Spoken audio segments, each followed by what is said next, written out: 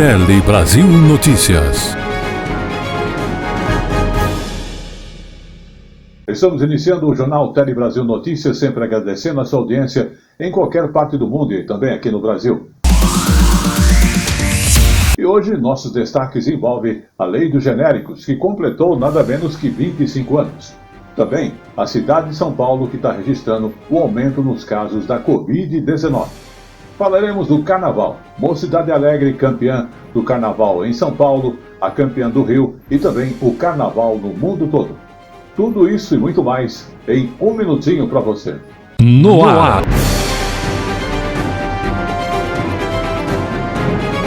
Tele Brasil Notícias.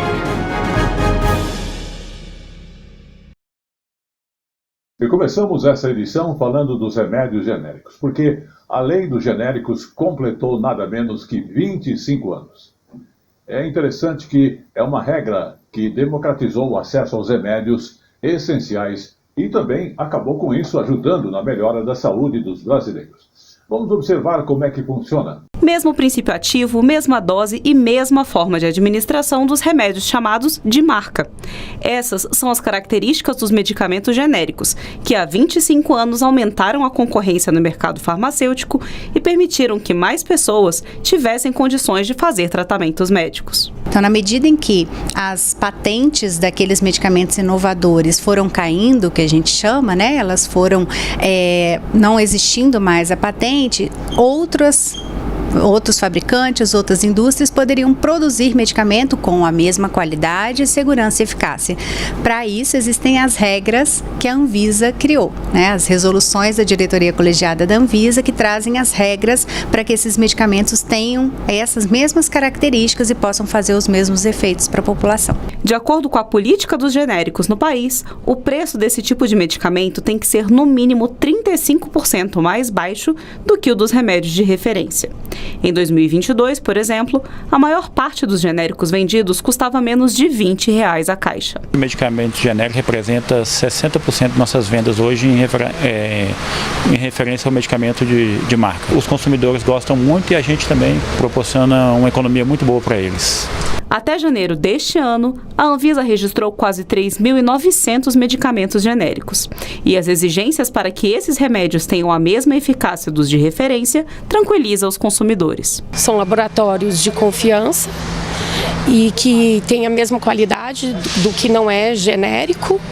E até os médicos indicam, então eles indicam, ó, vai por essa farmacêutica que pode comprar o genérico desse laboratório. Então eu vou e confio totalmente e sempre comprei e nunca tive nenhum problema. Nunca vi diferença nenhuma, a não ser quando o médico recomenda que não seja, que é raro também acontecer isso. Aí eu realmente não compro. Procuro o mais em conta, né? Vamos agora falar então do imposto de renda, porque o imposto de renda passou a questão dele em valores de R$ 2.824. Então ele aumentou para 2 salários mínimos a faixa de isenção do imposto de renda para as pessoas físicas. E se olharmos bem, é o segundo aumento desde o início desse governo. Então ela era R$ 2.640, passou para R$ 2.824. E é uma medida provisória que, inclusive, já foi publicada no Diário Oficial e está valendo. Porém, o Congresso Nacional tem 120 dias para ratificar esta medida provisória. A isenção passou de R$ 2.640 para R$ 2.824. A medida provisória foi publicada no Diário Oficial e já está valendo. O Congresso Nacional tem até 120 dias para ratificar a MP. Os detalhes estão no site da Agência Brasil. O endereço é agenciabrasil.ebc.com.br. Vamos agora falar então de dengue, uma coisa que precisamos tomar cuidado nessa época de chuvas, com pneus e outros itens que ficam aí à disposição e são geradores aí justamente da dengue. A vacina contra a dengue começou a ser distribuída em 521 municípios, esta é uma primeira dose então, e é importante entendermos que é um imunizante que não previne a infecção pela doença, mas ele evita que ela venha a ter evolução por casos graves ou até mesmo morte. O Zé Gotinha já chegou no Distrito Federal para vacinar as crianças de 10 e 11 anos contra a dengue. As primeiras doses foram aplicadas nesta manhã. Municípios do Goiás também receberam o imunizante. No total, foram 212 mil doses distribuídas. Neste primeiro lote, 60% dos 521 municípios selecionados foram atendidos. Nós vamos até março estar com esse primeiro grupo de vacinação. E aí, na sequência, nós estamos trabalhando para garantir todos os grupos, todo o grupo de 10 a 14 anos.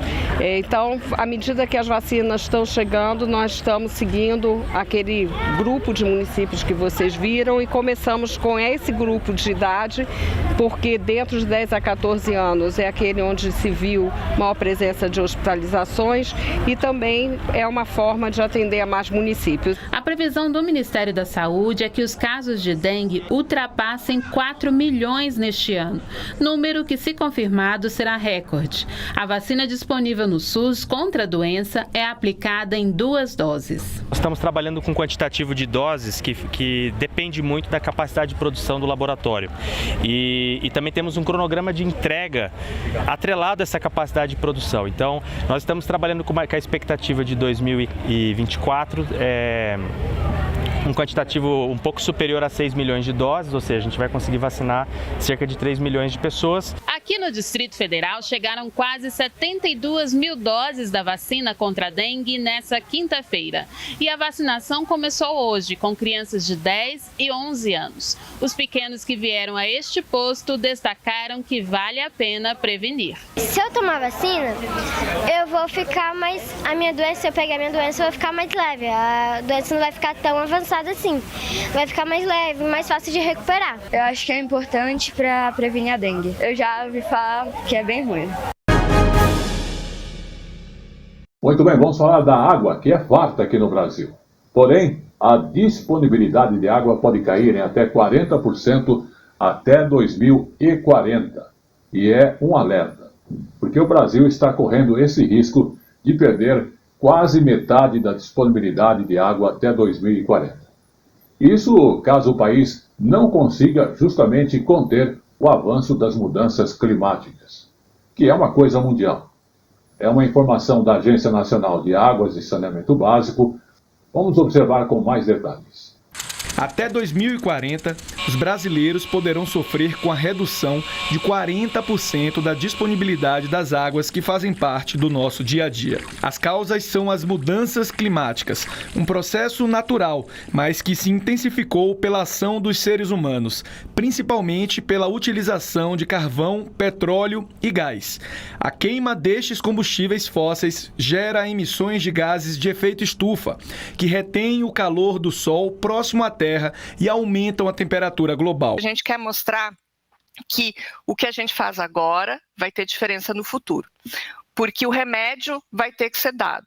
A dose do remédio é que varia com o que a gente faz hoje. Uma coisa é você se preparar para 20% de mudança, de redução na disponibilidade de água, e outra coisa, muito mais cara, muito mais amarga, muito mais difícil, é se preparar para 40% de redução de disponibilidade hídrica. Se as projeções se concretizarem, teremos racionamento de água nas cidades e queda no fornecimento de energia, já que as hidrelétricas dependem dos rios. De forma geral, a agricultura e a pesca também sofrerão impacto. A redução das águas atingirá principalmente Norte, Nordeste, Centro-Oeste e parte do Sudeste. A necessidade de preservação se estende por todo o Brasil. No Cerrado, por exemplo, nascem cursos d'água destinados à Bacia Platina, no Sul, e à Bacia Amazônica, no Norte. Quando se fala em meio ambiente no Brasil, o mundo inteiro lembra da Amazônia. E o Cerrado é tão importante quanto. Aqui é o berço das águas. Alimenta várias bacias, vários países, estados recebem essa água que são produzidas aqui. Evitar um cenário de escassez de água no futuro passa necessariamente pela preservação do meio ambiente e pelo uso racional desse recurso natural. Eu vi ali desmatando, vai influenciar na água, porque se a água correr numa superfície limpa, ela pode correr rápido e com aquecimento ela pode evaporar e não infiltrar, que é isso que a gente quer, que ela infiltre para alimentar os nossos cursos hídricos subterrâneos que passam lá embaixo da terra, para que as nossas nascentes nunca deixem de produzir água. Nos negócios, na vida das pessoas, o que é uma medida de adaptação coerente com o cenário que a gente vive hoje, sem esperar que seja o mais crítico, é diminuir o seu consumo, diminuir a sua dependência, usar mais racionalmente a água para que ela não falte para as atividades no futuro. Vamos agora falar então da questão dos cigarros eletrônicos, porque os especialistas afirmam que a proibição continua sendo a melhor decisão para a saúde pública aqui no país. Inclusive, no dia 9 de fevereiro, foi onde terminou, às 23 horas e 59 minutos, a consulta pública que a Agência Nacional de Vigilância Sanitária, que é a Anvisa, realizou sobre as vendas dos cigarros eletrônicos e produtos relacionados aqui no Brasil. Vamos acompanhar. Dispositivos eletrônicos para fumar, os chamados cigarros eletrônicos ou vapes, são proibidos pela Agência Nacional de Vigilância Sanitária desde 2009. Mas uma consulta pública da Anvisa, aberta desde dezembro do ano passado, quer saber o que a sociedade pensa sobre essa proibição. A norma, submetida às opiniões, proíbe fabricação, importação, comercialização e a divulgação de vapes. Nas ruas do Rio, muita gente concorda com a proibição do cigarro eletrônico. Eu sou a favor da proibição de qualquer cigarro.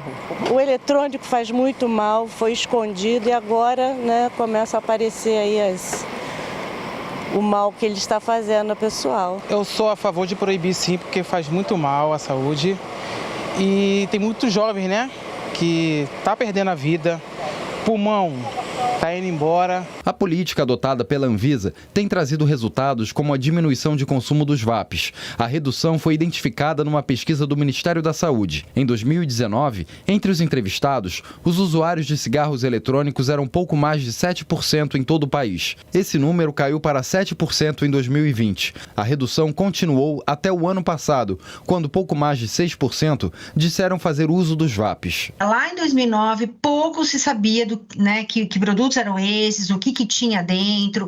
Então, até pelo princípio da precaução da saúde pública, a Anvisa proibiu o comércio desses produtos. Essa regulação ela é vigente até hoje e ela tem protegido efetivamente o Brasil de uma epidemia no consumo desses produtos, principalmente por adolescentes. A Organização Pan-Americana da Saúde alerta que jovens que usam cigarros eletrônicos têm 2 vezes mais chance de se tornarem fumantes quando adultos. A OPAS também sustenta que o uso dos vapes pode aumentar o risco de doenças cardíacas e de distúrbios pulmonares. Cigarros eletrônicos fazem profundamente mal, sobretudo aos pulmões de jovens e crianças que são hoje os grandes consumidores no mundo todo. Então, causam lesões da arquitetura pulmonar, fazendo com que essas crianças e adolescentes apresentem doenças que nós estamos acostumados a ver na 6ª ou 7ª décadas de vida. Vamos falar agora do aumento do caso das Covid-19. São Paulo registrou justamente esse aumento. A orientação de especialistas dizem se tratar de uma nova subvariante do coronavírus. A expectativa é que a nova onda dure apenas algumas semanas, mas vamos observar com mais detalhes. Desde o começo do ano, São Paulo vem registrando um aumento no número de novos casos de Covid-19. De acordo com dados da Prefeitura, entre a 4ª e a 5ª semanas do ano, houve um aumento de mais de 70% no número de novos casos. Para Wallace Casaca, que coordena uma plataforma de pesquisa em Covid, a nova subvariante em circulação no Brasil é a causa desse aumento em São Paulo e em outros estados, a exemplo do que já tem ocorrido em outros países. No entanto, a expectativa é de que a nova onda dure apenas algumas semanas. Para pintar um cenário mais conservador, a partir de um mês a gente já vai observar quedas bastante bruscas, nos novos casos de Covid no município. E isso é baseado em analogias que a gente pode fazer com outras metrópoles ao redor do mundo, como por exemplo Nova York. Nova York, nós observamos a introdução desta mesma subvariante que está circulando em São Paulo. Da mesma forma que teve uma explosão de casos lá, o declínio também foi muito rápido. E chegou agora no Tele Brasil Notícias o nosso Momento Jurídico. O Momento Jurídico fala da questão do Ministério Público que quer que a Prevent Senior pague 1 bilhão por má conduta. O Ministério então Público aqui de São Paulo e o Ministério Público Federal e o Ministério Público do Trabalho querem que a Prevent Senior pague quase 1 bilhão pela conduta da operadora do plano de saúde durante a pandemia da Covid-19. Então, após 2 anos de investigação, o órgão denunciam ali em conjunto uma série de irregularidades que acabaram sendo cometidas pela empresa contra pacientes e trabalhadores de saúde. A ação civil pública pede indenização por dano moral coletivo, por assédio moral e irregularidades trabalhistas durante a pandemia. Além disso, por pesquisa com seres humanos sem autorização e violações à autonomia médica, à saúde pública e aos direitos dos pacientes. Esta ação civil pública, no que diz respeito ao dano moral e social coletivo, busca a reparação dos atos e fatos praticados pela empresa durante os anos 2020 e 2021. Atos e fatos que evidentemente causaram prejuízo imenso à coletividade. A apuração foi demorada porque entendemos que a ação deveria ser bastante bem instruída diante da grandeza da situação concreta. Uma das acusações dos procuradores é a de que médicos teriam sofrido assédio moral para receitarem medicamentos do chamado kit Covid, que nunca teve eficácia comprovada contra a doença. Eles também seriam obrigados a trabalhar com sintomas e a não usar máscaras para que não assustassem pacientes. Constatamos que ao menos 2.848 trabalhadores no período 2020 e 2021 trabalharam infectados com Covid-19 nos 2 dias seguintes à confirmação do resultado. Ao menos 3.147 trabalhadores trabalharam infectados nos 7 dias subsequentes à confirmação do resultado. E ao menos 3.679 profissionais trabalharam infectados nos 14 dias seguintes à confirmação do resultado. A ação pede o pagamento de uma multa no valor de 940 milhões de reais em favor de órgãos públicos e entidades. São citados a Prevent Senior, 4 sócios e empresas ligadas a ela. Na prática, havia essas ordens, as testemunhas nos relataram, isso foi confirmado nessas conversas de WhatsApp, de que realmente deveriam prescrever o kit Covid, não poderiam utilizar máscaras e tinham que continuar trabalhando doentes. Se um determinado dirigente da empresa adota uma postura de assédio, a responsabilidade é do empregador. A Prevent Senior afirma que não pode se manifestar aí sobre esse caso, sobre essa denúncia, porque sequer conhece a ação, não tem conhecimento ainda do conteúdo da ação. E que a empresa atende às melhores práticas em todos os segmentos em que atua. E vamos falar agora da Anvisa, que reforça o cuidado para o uso de pomadas capilares. Então, você que usa as pomadas capilares e participou do carnaval, e não quer que isso venha acontecer aí com prejuízo, é preciso ter cuidado. Conheça agora algumas dicas importantes que fazem parte do dia a dia.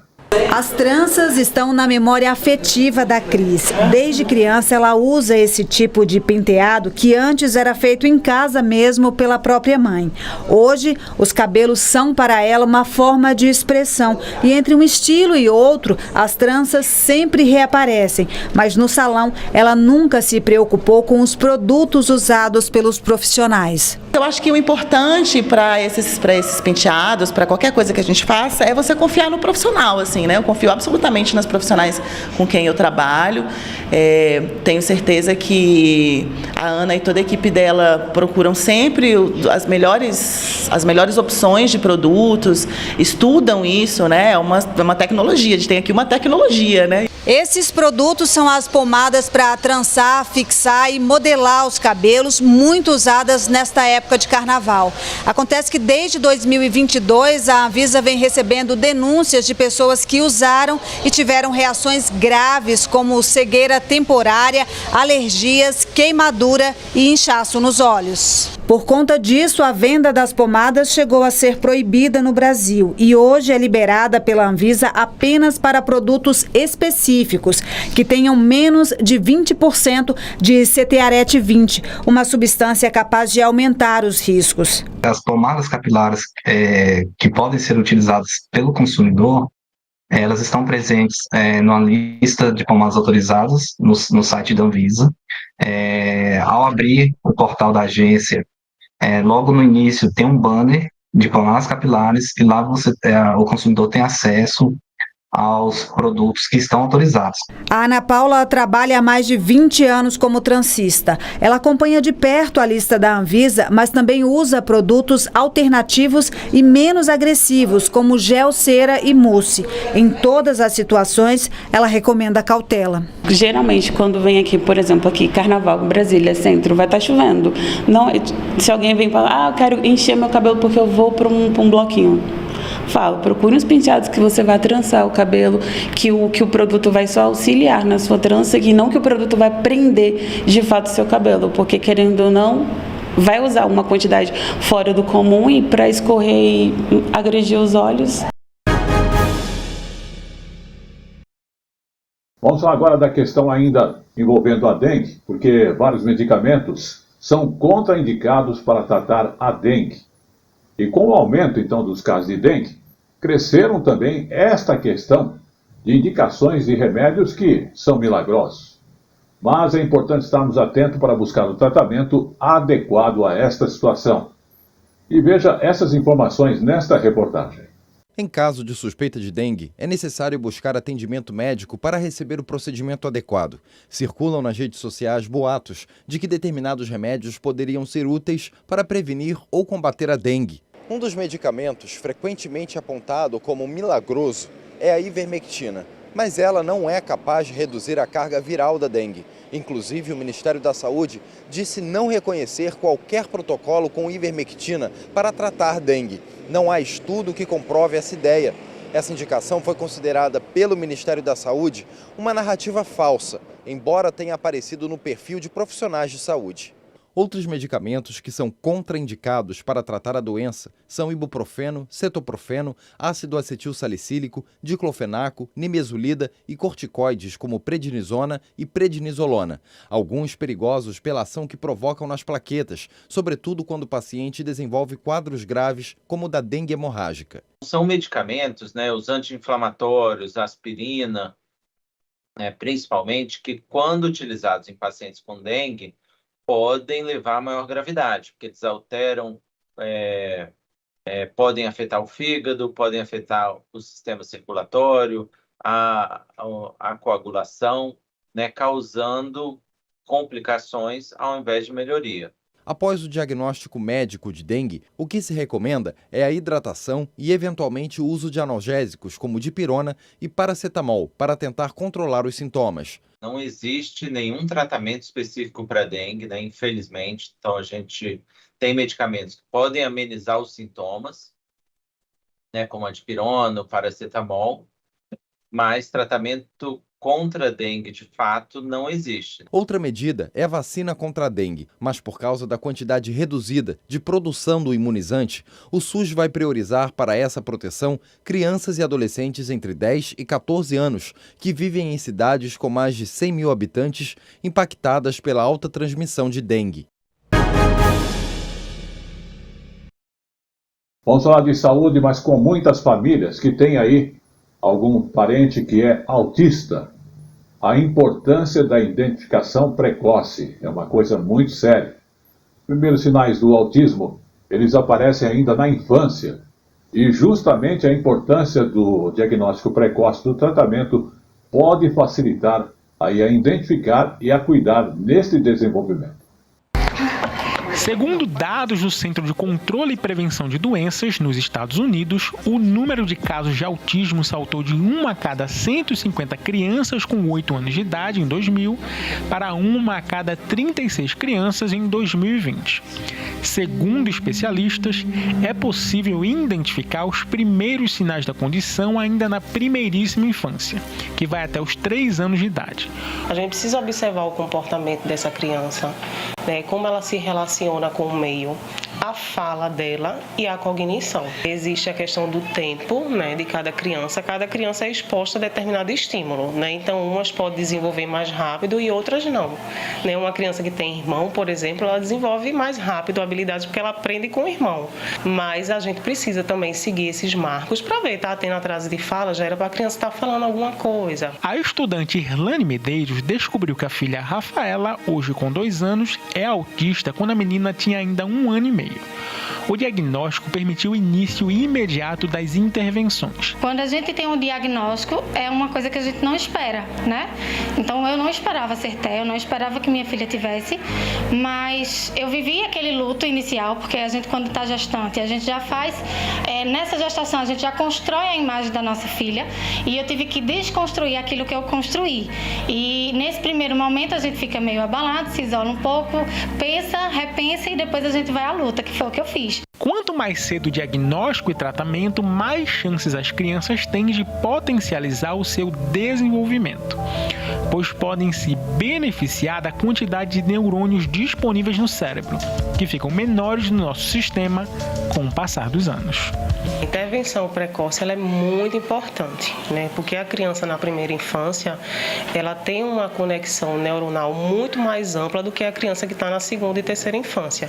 Então, assim, os 3 primeiros anos são idades cruciais para poder haver essa estimulação e a criança possa adquirir habilidades que ela não está apresentando e ela vai precisar de estímulo. Vamos agora falar de prêmios dados às escolas com respeito à internet. Então, o prêmio Internet Segura está reconhecendo a iniciativa das escolas, que tivemos aí o dia da Internet Segura. E com o aumento do uso da tecnologia, a educação digital é cada vez mais necessária para justamente se evitar crimes como golpes e fraudes. Então, um prêmio da Safernet reconheceu as melhores iniciativas nas escolas. Está aí para você um assunto de educação.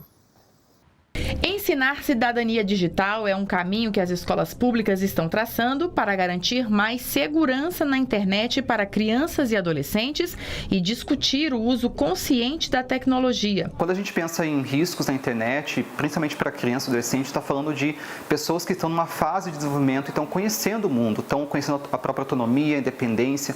Então a gente tem muitos contextos que envolvem violências, discursos de ódio na internet, cyberbullying também. Então alguns tipos de violências que, por exemplo, acontecem na escola presencialmente e continuam na internet. A gente está falando também, infelizmente, de situações que envolvem abuso por ação sexual, circulação não consensual de conteúdos íntimos. No Dia da Internet Segura foi o momento de reconhecer os melhores projetos dos alunos que cursam cidadania digital.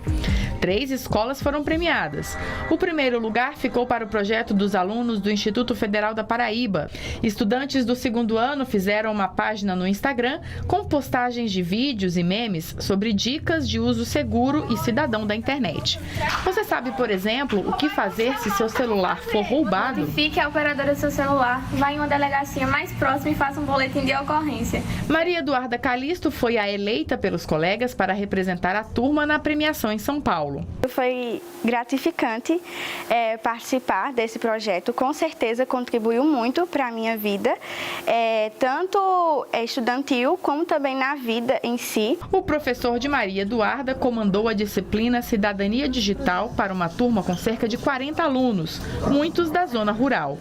Um dos principais desafios foi fazer que a disciplina não ficasse restrita à sala de aula. A gente criou também algumas dinâmicas para treinar os familiares a não caírem mais em golpes, que foi outra coisa bastante interessante para a gente, que a gente fazia simulação com pais, com mães, simulando o filho, para que a gente entendesse e mostrasse aos pais, ó, cuidado com esses golpes, cuidado com essas identidades falsas, e criando estratégias para que eles mesmos pudessem se validar se realmente era o filho, se realmente era o pai que estava conversando com ele, para que eles não pudessem ficar caindo em vários golpes que todo mundo está caindo hoje.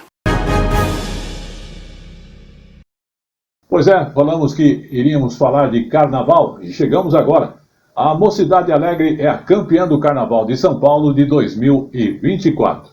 A Mocidade Alegre, que é do bairro do Limão, e é a escola de samba campeã, então, deste Carnaval de 2024. Dá só uma olhada, sente animação por aqui. Eu falo da Morada do Samba, que é a quadra da Mocidade Alegre, aqui no bairro do Limão. De São Paulo, o clima é esse por aqui, não é para menos, né? Depois de 9 anos de jejum, a escola agora é bicampeã do Carnaval de São Paulo, numa apuração que foi acirrada.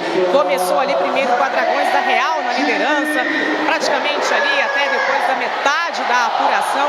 E aí, no finalzinho, lá pro sexto quesito, a Mocidade Alegre passou. E aí foi, ó, disputadíssimo até o último quesito, o último jurado. E aí essa explosão aqui. Esse ano, ó, teve uma novidade, pela primeira vez uma mulher narrando a apuração das escolas de samba aqui de São Paulo, Heloíse Matos, uma radialista, e a Mocidade Alegre levou o AMB para a Avenida Mário de Andrade, nosso escritor brasileiro, uma brasileia desvairada, contou lá a história dele pelas viagens do Brasil, em busca da nossa cultura, em busca dos nossos traços populares, para então fazer o modernismo brasileiro, e contou a nossa história com muito didatismo, com muito colorido. Resultado daqui, mais uma vez campeã do Carnaval de São Paulo. A Mocidade Alegre que volta para a Avenida no sábado, dia de sábado. Olha só, por aqui a alegria é essa e vai madrugada dentro. Vamos também falar do Rio de Janeiro. A Viradouro conquistou seu terceiro título como campeã do Carnaval Carioca. Sim, a Viradouro é a grande campeã do Carnaval do Rio de Janeiro. A escola, que é de Niterói, dominou a apuração e terminou com a pontuação máxima, garantindo com isso o seu terceiro título no grupo especial na história. Este foi um dos carnavais mais disputados dos últimos anos. Nos 2 dias de desfile já se notava o equilíbrio entre as escolas e ninguém ousava dizer quem seria a campeã. Mas quis o destino que o título de 2024 ficasse com a Viradouro. A escola de Niterói trouxe para a avenida o enredo sobre a Roboboi Tangbê, que fala sobre a energia do culto ao voodoo serpente. Alegoria que serpenteou pela Marquês de Sapucaí e surpreendeu no desfile. O animal é a força que se manifestou desde as batalhas na costa ocidental da África e que influenciou as lutas das guerreiras Mino, dinastia de mulheres escolhidas por Tangbé. As 6 escolas que voltam para o desfile das campeãs são Viradouro, Imperatriz, Grande Rio, Salgueiro, Portela e Vila Isabel. A Porto da Pedra ficou em último e disputará a Série Ouro no ano que vem. E como eu falo sempre, tudo que é bom dura pouco. O Tele Brasil Notícias está chegando ao seu final, agradecendo a sua audiência. Antes, vamos falar dos carnavais pelo mundo, que celebram culturas tradicionais e também sátiras políticas. Vamos confirmar como é que é o carnaval, por exemplo, na Bolívia, na Alemanha e também na Itália. Dezenas de pessoas foram às ruas da capital boliviana, La Paz, vestindo fantasias elaboradas. Conhecido como Gisca-Nata, o carnaval andino é uma das festas mais importantes da população indígena da Bolívia e resgata melodias, instrumentos e danças das comunidades tradicionais do país. Na Alemanha, a sátira política deu o tom da festa, com fantasias e carros alegóricos que ironizaram líderes mundiais. Conflitos como a invasão da Ucrânia pela Rússia e a guerra entre Israel e o Hamas foram temas da festa, assim como a ascensão da extrema-direita na Alemanha. Na Itália, a tradição na cidade de Ivrea, no norte do país, é a Batalha das Laranjas, onde os foliões miram uns nos outros suculentas laranjas da Sicília. O costume remete à Idade Média, quando os pobres jogavam feijões nas ruas para mostrar o ressentimento com o senhor feudal. Mas a laranja substituiu o feijão na batalha em meados do século XIX. E após a Segunda Guerra Mundial, o carnaval se transformou num símbolo pela luta da liberdade na região. E esta foi a edição do Tele Brasil Notícias dessa semana, que agradece a sua audiência aqui no Brasil ou em qualquer parte do mundo. E lembrando que você pode nos acompanhar através do Facebook, ou então através do YouTube, Jornal Tele Brasil Notícias, ou mesmo você que prefere informações impressas, a Hora da Notícia no Facebook. Queremos agradecer também a nossa equipe técnica e a sua audiência, e estaremos de volta na semana que vem. Até lá!